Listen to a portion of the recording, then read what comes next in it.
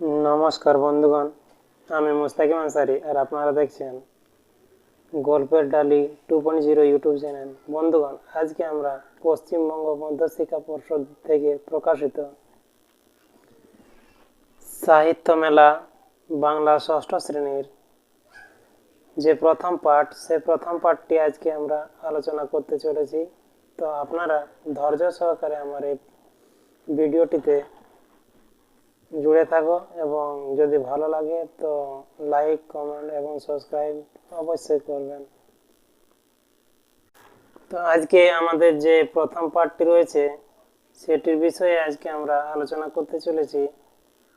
তো চলো দেখা যাক যে আজকে আমাদের ষষ্ঠ শ্রেণীর সাহিত্য মেলার প্রথম পার্টটি কি রয়েছে সেটি।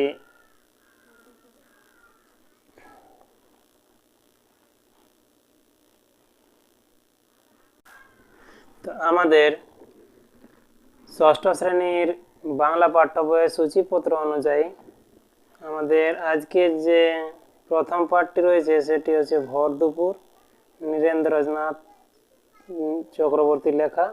এই ভর দুপুরে নীরেন্দ্রনাথ চক্রবর্তী কি বলছেন সেটি আমরা আবার প্রত্যেকটি লাইন অ্যানালাইসিস করে পড়তে চলেছি এবং জানতে চলেছি এর অন্তর্নিহিত অনেকগুলি তথ্য।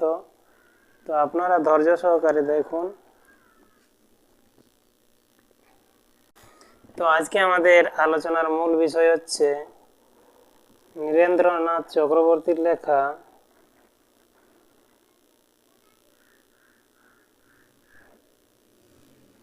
ভর দুপুর। এই ভর দুপুরের প্রত্যেকটি লাইন আমরা যে কবিতাটি আছে সেটি আবার পড়তে চলেছি। বলছে ওই যে অশ্বত্থ গাছটি, ও তো কি, ও একজন পথিক জনের ছাতা। বলছে তলায় ঘাসের গালছেখানি আদর করে পাতা,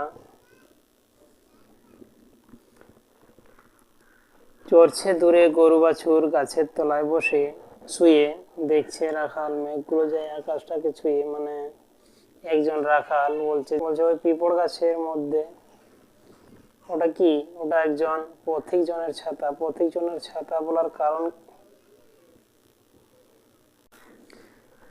পথিক জনের ছাতা বলার কারণ কি হচ্ছে যে যদি ভর দুপুরে কেউ কোথা থেকে আসে বা যায় তো রোদের যে মারাত্মক পরিণতি তা থেকে বাঁচার জন্য অনেকে সেই গাছের তলায় কি করে, শুয়ে পড়ে। তাই অশ্বত্থ গাছটিকে কি বলা হয়েছে, পথিক জনের ছাতা।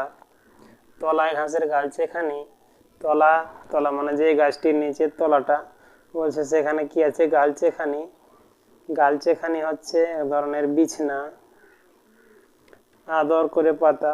আবার বলছে যে ওখানে চড়ছে দূরে গরু বাছুর গাছের তলায় শুয়ে, একজন রাখাল ছেলে মেঘগুলো যায় আকাশটাকে ছুঁয়ে সেটা এসে দেখছে এবং ভাবতে শুরু করেছে যে কিভাবে মেঘে আকাশটাকে ছুঁয়ে যাচ্ছে আর গরু চড়ছে দূরে। সেটা মানে রাখাল কাকে বলে, যে গরু চড়ায় তাকে বলে রাখাল। তো বলছে রাখাল কি দেখছে, যে আকাশটাকে ছুঁয়ে যাচ্ছে মেঘগুলো, এটা এসে দেখছে। আবার বলছে খলের মধ্যে বোঝাই করে শুকনো খড়ের আঁটি, শুকনো খড় মানে পোয়াল।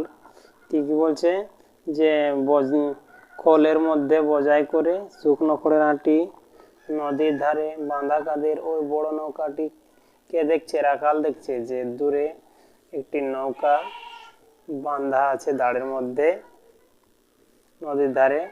কেউ কোথায় নেই, বলছে সেখানে কেউ নেই, বাতাস উড়ায় মিহিন সাদা ধুলো।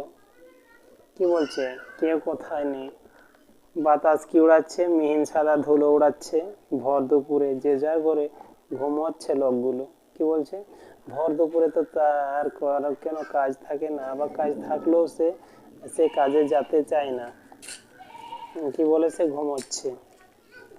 তখন কবি বলছেন, শুধুই কি আর মানুষ ঘুমোয়, যে জানে সেই জানে, আঁচল পেতে বিশ্বভুবন ঘুমোচ্ছে এখানে। মানে আঁচল পেতে নিয়ে এই গাছের তলায় কবি বলছেন বিশ্বভুবন মানে পুরা পৃথিবী, পুরা বিশ্বটা ঘুমোচ্ছে এখানে। তো বন্ধুগণ, কেমন লাগলো আমার নীরেন্দ্রনাথ চক্রবর্তীর লেখা ভরতপুর কবিতাটি আমার মুখে শুনে? আপনারা অবশ্যই লাইক, কমেন্ট এবং সাবস্ক্রাইবের মাধ্যমে জানিয়ে দিবেন। ধন্যবাদ।